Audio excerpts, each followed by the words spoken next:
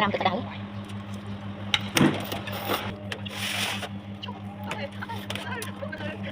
បងប្អូនថ្ងៃនេះខ្ញុំញ៉ាំមីសួរហូបលេងណាបងប្អូន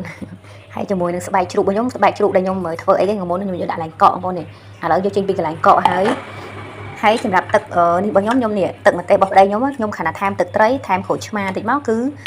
លៃលោកតាមញ៉ាំហើយខ្ញុំមានមីសួរហើយខ្ញុំបន្លែរបស់ខ្ញុំមានតែសក់សណ្តែកគួរស្ពៃក្តោបហើយជីដែលខ្ញុំបេះហើយជាមួយនឹងលបោយនំបញ្ចុកហើយមុនខ្ញុំយកក្លាសេឥឡូវខ្ញុំមកប្រើហើយមានម្ទេសមានសណ្តែកដីឥឡូវខ្ញុំកំពុងឲ្យដាំទឹកដើម្បីស្រោះស្បែកជ្រូកហើយនឹងត្រាំមីសួរយើងត្រាំទឹកក្តៅឥឡូវទឹកពុះហើយខ្ញុំក៏ដួសទឹកនឹងចេញដើម្បីដាក់ត្រាំមីសួរ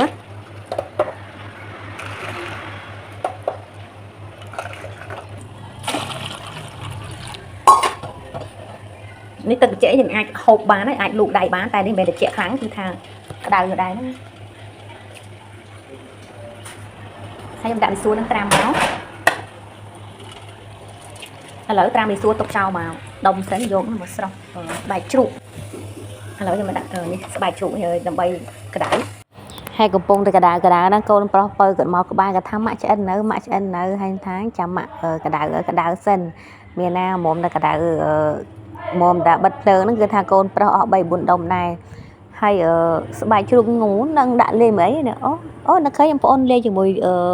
កាពះជ្រូកកាលមុនខ្ញុំដាក់ស្បែកជ្រូកយកទៅធ្វើអីទេងមុនជ្រលក់មួយទឹកត្រីស្អីគេទេភ្លេចបាត់ហើយបងប្អូនអើយហើយក៏បានដាក់លាយគ្នាទៅឥឡូវខ្ញុំបាក់ផ្ដាំហាន់បន្លែមុនវងថាអត់ចង់ធ្វើយំនេះថាញ៉ាំមីសួរបន្តិចបន្តួចថាមានការ៉ុតមានអីចឹងដល់ពេលលបោយនំបញ្ចុកនៅសល់ក៏នឹកឃើញមានខានហូបញ៉ាំមីសួរយូរហើយក៏យកមកញ៉ាំហ្មងទៅហើយបន្លែដែលនៅសល់ពីលបោយនំបញ្ចុកហ្នឹងគឺខ្ញុំដាក់ទាំងអស់មានទាំងជីមានទាំងអីហើយសម្រាប់គ្រឿងរបស់ខ្ញុំហ្នឹងខ្ញុំដាក់ទឹកត្រីបន្តិចប៊ីចេបន្តិចហើយនៅស្ករសបន្តិចហើយបើសិនឲ្យក្បឹកក្រូចឆ្មាហ្នឹងគឺខ្ញុំអត់ដាក់ច្រើនមែនទេបងប្អូនដោយសារខ្ញុំអត់ចង់បានជូរខ្លាំងទេញ៉ាំរបស់ខ្ញុំគឺញ៉ាំជូរញ៉ាំរបៀបរសជាតិរៀងស្រាលដោយសារខ្ញុំហូបលេងញ៉ាំរបស់ខ្ញុំនេះហូបមួយបាក់ត្រូវទេបងប្អូនដោយសារខ្ញុំហូបលេងរៀងសាបទេកូនស្រីខ្ញុំថាម៉ាក់អើយសាបម៉ែគាត់ថាបើម៉ាក់ញ៉ាំហូបលេងមិនឲ្យសាបបើយើងដាក់រសជាតិរៀងដិតយើងឆ្ងាញ់ដំបងប៉ុន្តែបើយើងហូបទៅជូរប្រៃទៅចេះច្រឡំមាត់ហើយសម្រាប់សណ្តែកដីខ្ញុំហ្នឹងគឺខ្ញុំអត់ខ្ជិលបុកបងប្អូនគាត់ថាដាក់ថងដំយកដងកបិតយកទៅដំហ្មងស្រួលខ្ជិលលាងត្បាល់ទៀតដាក់តែថងដំអញ្ចឹងមកគឺថាស្រួលបងប្អូនបន្ទាប់ពីខ្ញុំដំសណ្តែកដីហើយខ្ញុំក៏មកហាន់ម្ទេស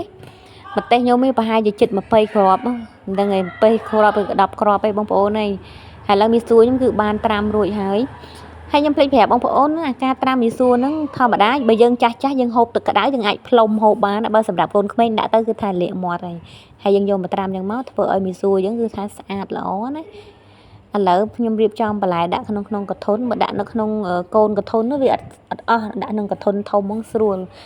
ហើយខ្ញុំចាប់ផ្ដើមដាក់ញ៉ាំពេលដែលញ៉ាំហ្នឹងខ្ញុំអត់តាន់ដាក់ទាំងអស់ទេព្រោះអីខ្លាចចាំពេលរៀងស្ទើររសជាតិអីខ្ញុំថែមទឹកម្ទេសហ្នឹងតាមក្រោយកម្រងថាញ៉ាំហ្នឹងយូរហើយបងប្អូនហើយតាំងពីខ្ញុំក្លាសេស្បែកជ្រូកហើយនឹងកាពះជ្រូកនៅទៅពីលោកមុននោះមានណាក្លាសេចុះក្លាសេឡើងចង់ជាងមួយខែហ្នឹងតាំងពីវីដេអូដែលខ្ញុំធ្វើស្បែកជ្រូកជាមួយ